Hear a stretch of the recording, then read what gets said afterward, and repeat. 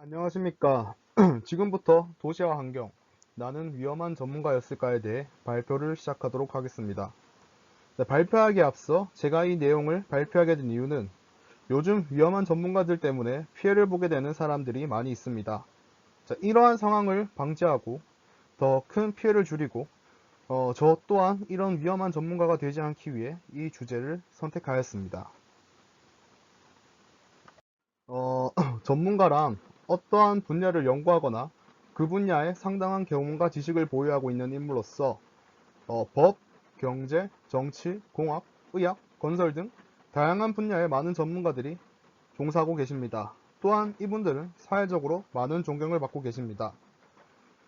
그 좋은 전문가가 있으면 위험한 전문가도 있기 마련인데 이 위험한 전문가의 최악의 사건을 하나 예로 들자면 책에는 없지만 상풍백화점 사건이 있습니다. 이 사건은 1995년 6월 29일 오후 5시 27분경 대한민국 서울특별시 서초구 서초동에 있던 상풍백화점이 붕괴한 사건입니다.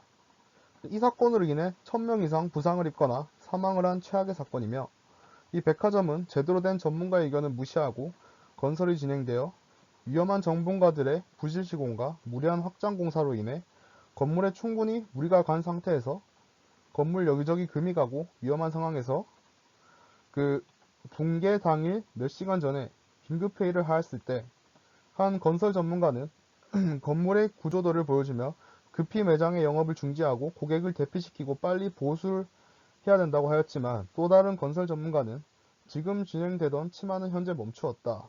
신공법으로 보수하면 위기를 넘길 수 있으니 매장 영업을 계속해도 된다라고 말하였습니다. 네, 경영진은 이 의견을 채택하고 영업이 강행하게 되는데 그 바로 두세 시간 뒤에 건물이 붕괴하기 시작하고 많은 사상자들이 나오게 됩니다. 이 사건이 위험한 전문가의 의견을 듣고 생긴 최악의 사건 중 하나가 아닌가 생각해 봅니다. 다시 책의 내용으로 돌아오면 2011년 3월 11일 태평양 해역 지진으로 인해 후쿠시마에서 원전 사고가 터지게 되는데 사고 당시 초기에는 각종 TV 프로그램 매체에서 이 분야의 전문가들이 나와 안전할 것이다, 혹은 큰 문제 없을 것이다 라고 주장을 하였지만 사태가 점점 더 악화되자 대부분의 국내 전문가들은 일본은 모르겠지만 한국은 안전할 것이라고 말을 바꾸었습니다. 이렇게 말을 쉽게 바꾸는 전문가들을 우리는 전문가라고 할 수 있을까요? 자, 이런 위험한 분들은 우리는 위험한 전문가라고 부르고 싶습니다. 이런 위험한 전문가들은 다양한 분야에 종사하고 계시며 조경 분야에도 있습니다. 이들을 우리는 조경 분야의 위험한 전문가라고 하고 싶습니다.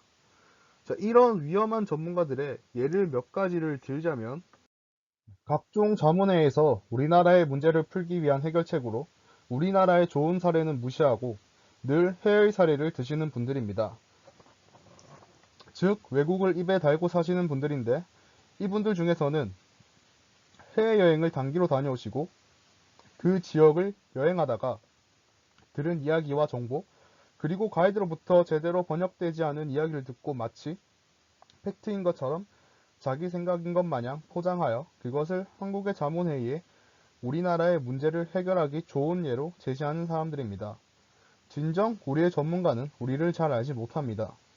매번 우리의 문제를 해결하기 위해 그들의 짧은 여행을 통해 얻은 검증되지 않은 지식이나 견문을 전문가적 지식으로 포장해서 굳이 제시하려고 하는지 궁금하고 언제부턴가 우리는 우리에 대해 잘 아는 외국인의 전문가를 선호하고 있습니다.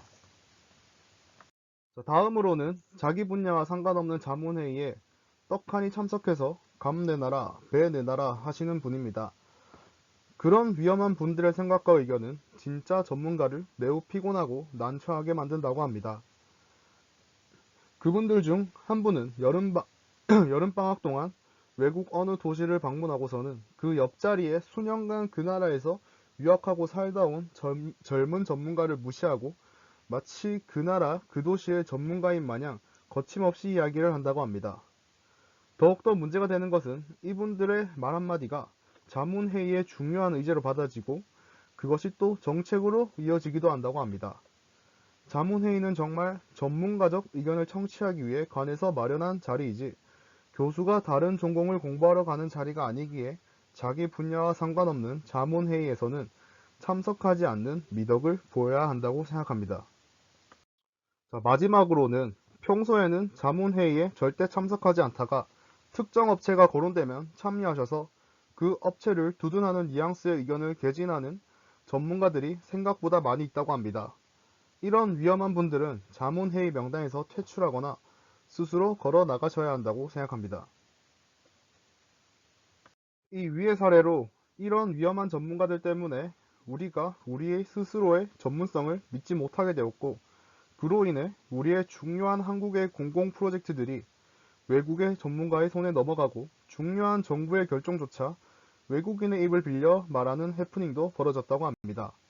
물론 전문가는 신이 아니기 때문에 모든 상황을 예측하기 어려운 건 인정하지만, 전문가들은 공공의 입장 또는 시민의 입장에서 의견을 개진할 필요가 있고, 개인적 이해관계나 자신이 속한 분야나 조직의 이해관계가 자유로워야 합니다.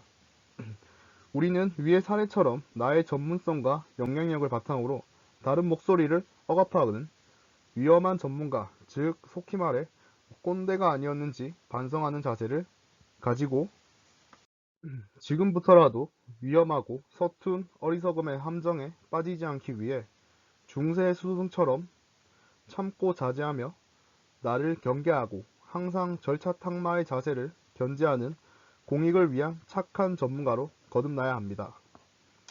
자, 그리고 이 발표를 마치면서 느낀 점을 몇 가지를 제가 말씀드리자면, 큰 목소리, 아니, 목소리 큰 사람이 이기는 사회는 문명사회가 아닙니다.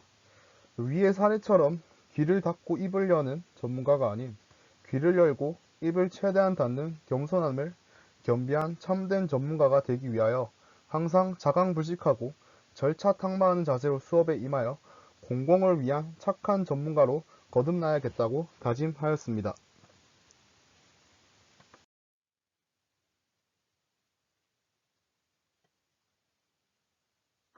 이상으로 발표를 마치겠습니다. 감사합니다.